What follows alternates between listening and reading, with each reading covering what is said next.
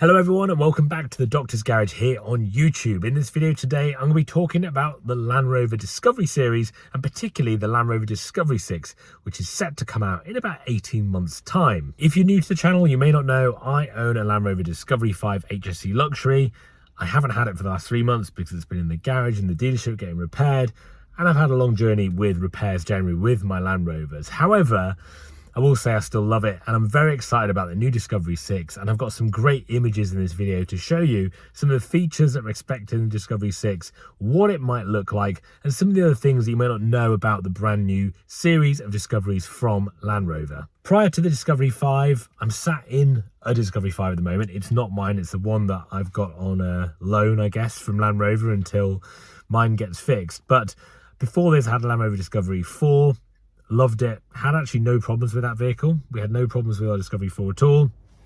The 5 has had quite a lot more problems, and many of you watching this who know the channel might be thinking, why the hell would you want to get involved in another Discovery? But I am very excited about Discovery 6. I think when it comes to the Land Rover lineup in general, it is my favourite vehicle in their lineup. I think the Discovery fits something that the other range doesn't within the Land Rover series.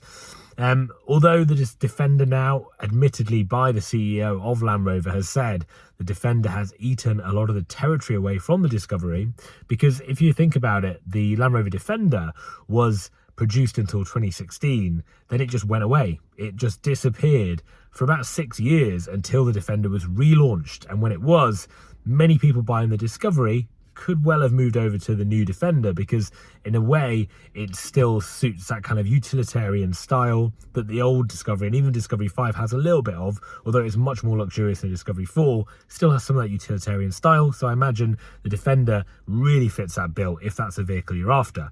Talking about the old Defender, you can win my Land Rover Defender TD5 in what I think is the ultimate spec for just £5. I'll put the link in the description below and put it on a website called Raffle. And this is really so I can sell it and get some money and get a new Defender project for here on the channel. So go ahead, click the link in the description, buy a ticket for £5, and I'll be drawing the winner in December. I think when you look at the range of Land Rover series cars, you've got the Defender, very utilitarian, wasn't originally much of a family vehicle, although they did do the 110 obviously with the full 7 seats. The Discovery was like the ultimate family car. You wanted something that was quite rugged but still family orientated. The Discovery 4, Discovery 5 kind of fit that bill.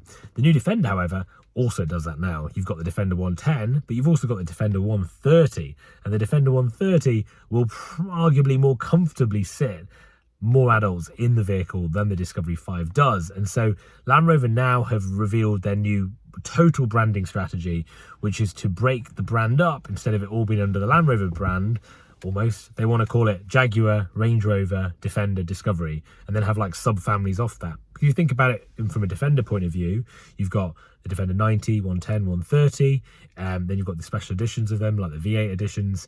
In the Range Rover series, you've got the Sport, the Range Rover, Autobiography, SV, all that stuff too. And in the Discovery, it's kind of the area that's been a little bit abandoned for Land Rover, because you've only got the Discovery and Discovery Sport. And Discovery Sport's been a massive success for Land Rover generally.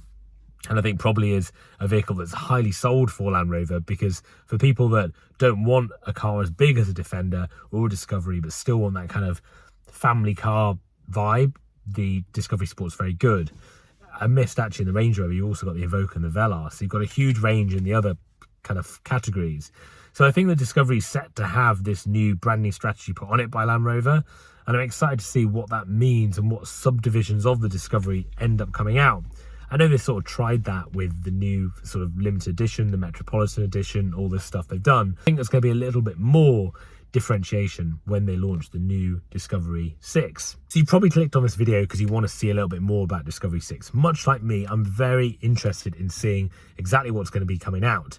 Now, Land Rover haven't leaked any official pictures, but there have been quite a lot of renders that have been flying around, which I think probably look like they're going in the right direction. And the reason I say that is all of the models now from Land Rover are kind of taking a similar shape, right? You're getting the same style headlights. All of them now are following the Velar style, which is having the pop-out door handles. I imagine the Discovery will do that.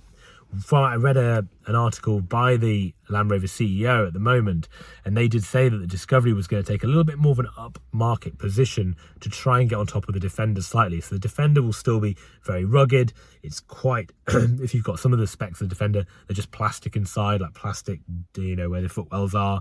There's not much carpeting in them. They're a little bit more harder wearing maybe. And so the Discovery is going to take that kind of like premium family car position in the market, I think, which will be great.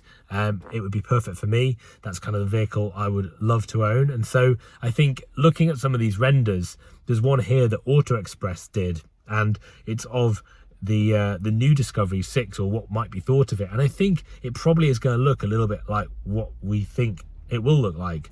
It's got almost a bit of a Velar sweep to it, so probably a little bit more coupe looking in some respects, particularly from the back. But you'll see it's got the headlights. The front grille is quite similar to what you see in like the Range Rover Sports, and the door handles as well are those kind of pop-out door handles, which I imagine is the way the new Discovery will go. Talking about engines generally, something that disappoints me or frustrates me at the moment with Discovery, you can't get the plug-in hybrid version for the Discovery like you can for the Defender 110.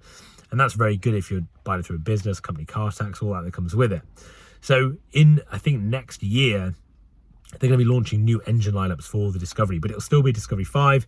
It'll be the facelift edition, which is what I'm sat in at the moment, but it'll still be a 5, just with the ability to have a plug-in hybrid variant. In the new Discovery, which will be not next year, so not 2024, 2025 it'll be launched, but I imagine next summer there'll be a lot of hype about it and you'll be able to see a lot more imagery of what's involved. But in 2025, when the new Discovery's launched, they will have a full electric powertrain as well for that vehicle. So I imagine it will come in still diesel, petrol, hybrid variants, but also the full electric.